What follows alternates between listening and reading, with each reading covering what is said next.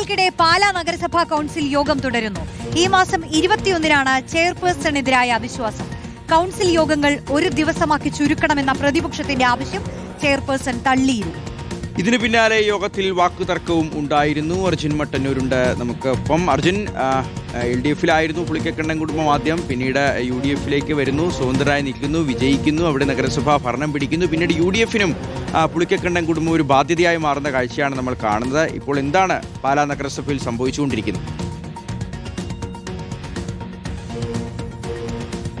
ഷിഹാസ, എല്ലാ കാലത്തെയും പോലെ പാല എന്നും രാഷ്ട്രീയമായി ശ്രദ്ധാകേന്ദ്രമാവുകയാണ്. ഇപ്പോൾ പാലാ നഗരസഭയിൽ LDF നൽകിയ അവിശ്വാസ പ്രമേയമാണ് പ്രധാനമായും പാലായെ ശ്രദ്ധാകേന്ദ്രമാക്കിയിരിക്കുന്നത്. ഈ 21-ാം തീയതിയാണ് അവിശ്വാസ പ്രമേയം ചർച്ചയ്ക്ക് വരുന്നത്. അതിനു മുൻപ് നിലവിലെ ചെയർപേഴ്സണായ ദിയ ബിനു പുളിക്കകണ്ടം തുടർച്ചയായ 4 ദിവസങ്ങളിൽ കൗൺസിൽ യോഗം വിളിക്കുന്നതിനെതിരെ വ്യാപക പ്രതിഷേധമാണ് ഉയർന്നുകൊണ്ടിരിക്കുന്നത്. ഇത്തരത്തിൽ തുടർച്ചയായ 4 കൗൺസിൽ യോഗങ്ങളിൽ പങ്കെടുക്കാത്ത അംഗങ്ങളെ അയോഗ്യരാക്കാനുള്ള സാഹചര്യമുണ്ട്. ഇതുകൂടി മുന്നിൽ കണ്ടുകൊണ്ട് അവിശ്വാസ പ്രമേയത്തെ പ്രതിരോധിക്കാൻ വേണ്ടിയാണ് ഈ നാമമാത്രമായ അജണ്ടകൾക്ക് വേണ്ടി 4 ദിവസം കൗൺസിൽ യോഗം ചേരുന്നത് എന്നതാണ് പ്രധാനമായും ഉയരുന്ന വിമർശനം. എന്തായാലും 21-ാം തീയതിയാണ് ഈ അവിശ്വാസ പ്രമേയം ചർച്ചയ്ക്ക് വരുന്നത്.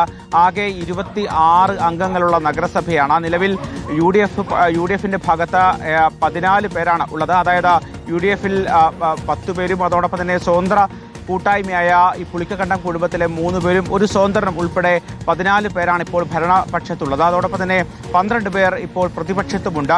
എന്തായാലും കോൺഗ്രസ് ഈ ഭരണസമിതിയുമായി ബന്ധപ്പെട്ട് വലിയ പ്രതിഷേധം ഉന്നയിച്ചതോടെ അതോടൊപ്പം തന്നെ ഇവർക്കൊപ്പം ചേർന്ന് പോകാൻ കഴിയില്ല എന്ന് പ്രഖ്യാപിച്ചതിന് പിന്നാലെയാണ് LDF ഒരു അവിശ്വാസ പ്രമേയ നോട്ടീസ് നൽകിയത്.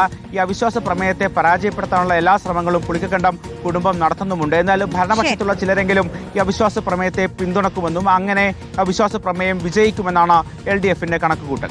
ശരി, അർജുൻ വട്ടന്നൂരാണ് വിശദാംശങ്ങൾ നൽകിയത്.